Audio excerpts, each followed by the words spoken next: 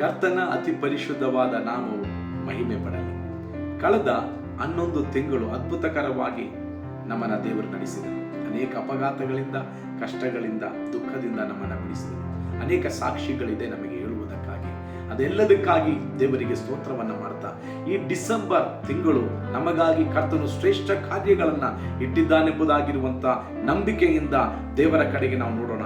ಈ ತಿಂಗಳಿನ ವಾಗ್ದಾನ ವಾಕ್ಯವು ಒಬೇದಿಯ ಪ್ರವಾದಿಯ ಗ್ರಂಥ, ಅದರ 1ನೇ ಅಧ್ಯಾಯ 17ನೇ ವಾಕ್ಯ. ಗಮನಿಸಿರಿ, ಈ ಪ್ರಕಾರವಾಗಿ ಅದು ಹೇಳುವಂಥದ್ದು, ಇಗೋ ಚೀಯೋನಿನಲ್ಲಿ ಬಿಡುಗಡೆ ಇದೆ, ಅದು ಪರಿಶುದ್ಧವಾಗಿದೆ. ಯಾಕೋಬನ ಮನೆತನದವರು ಅವರ ಸ್ವಾಸ್ಥ್ಯವನ್ನ ಸ್ವತಂತ್ರಿಸಿಕೊಳ್ಳುವವರಾಗಿದ್ದಾರೆ.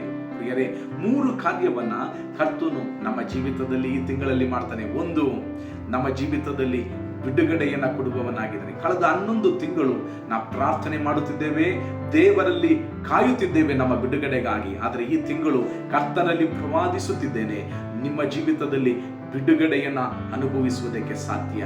ಕರ್ತನು ಹೇಳುತ್ತಿದ್ದಾನೆ, ಚೀಯೋನಿನಲ್ಲಿ ಬಿಡುಗಡೆ. 2ನೇದು, ಚೀಯೋನಿನಲ್ಲಿ ಪರಿಶುದ್ಧತೆ ಇದೆ ಎಂಬುದಾಗಿ.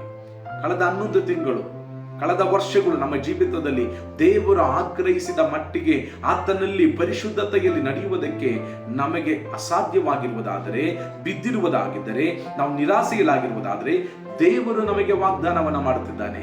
ಈ ತಿಂಗಳು ದೇವರು ನಿನ್ನನ್ನು ಪರಿಶುದ್ಧತೆಯಲ್ಲಿ ನಡೆಸುವವನಾಗಿದ್ದಾನೆ. ದೇವರ ವಾಕ್ಯ ಹೇಳುತ್ತದೆ, ಪರಿಶುದ್ಧತೆ ಇಲ್ಲದೆ ದೇವರನ್ನ ಯಾರು ಕೂಡ ಕಾಣಲು ಸಾಧ್ಯವಿಲ್ಲ. ಪರಿಶುದ್ಧತೆಯಲ್ಲಿ ಕರ್ತನು ಈ ತಿಂಗಳಲ್ಲಿ ನಮ್ಮನ್ನು ನಡೆಸುವವನಾಗಿದೆ. 3ನೇದಾಗಿ ಗಮನಿಸಿರಿ, ವಿಶೇಷವಾದದ್ದು, ಯಾಕೋಬನ ಮನೆತನದವರು ಅವರ ಸ್ವಾಸ್ಥ್ಯವನ್ನ ಸ್ವತಂತ್ರಿಸಿಕೊಳ್ಳುವವರಾಗಿದ್ದಾರೆ.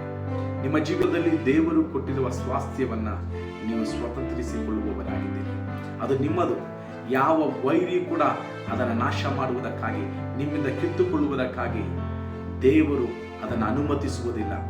ನಿಮ್ಮ ಸ್ವಾಸ್ಥ್ಯವು ನಿಮ್ಮ ಕೈಯಲ್ಲಿ ಸಿಗುವಂಥದ್ದಾಗಿದೆ. ಯಾವುದರ ಬಗ್ಗೆ ಬೇಜಾರು ಪಡ್ತಾ ಇದ್ದೀರಿ?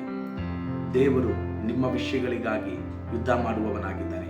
ಈ ತಿಂಗಳು ನಿಮಗಾಗಿ ಕರ್ತನು ಯುದ್ಧ ಮಾಡಿ ನಿಮ್ಮ ಅವಕಾಶಗಳನ್ನ ನೀವು ಪಡೆಯುವಂತೆ ಕರ್ತನು ತಾನೇ ನಿಮಗೆ ಸಹಾಯವನ್ನ ಮಾಡಲಿ ಎಂಬುದಾಗಿರುವಂತ ಈ ಚಿಕ್ಕ ಸಂದೇಶವನ್ನ ಹೇಳುತ್ತಾ ಕರ್ತನಲ್ಲಿ ನಿಮ್ಮೆಲ್ಲರನ್ನ ಅನುಗ್ರಹಿಸಿ ಪ್ರಾರ್ಥಿಸುತ್ತಿದ್ದೇನೆ. ಕರ್ತನು ತಾನೇ ನಮ್ಮೆಲ್ಲರನ್ನ ಅನುಗ್ರಹಿಸಿ.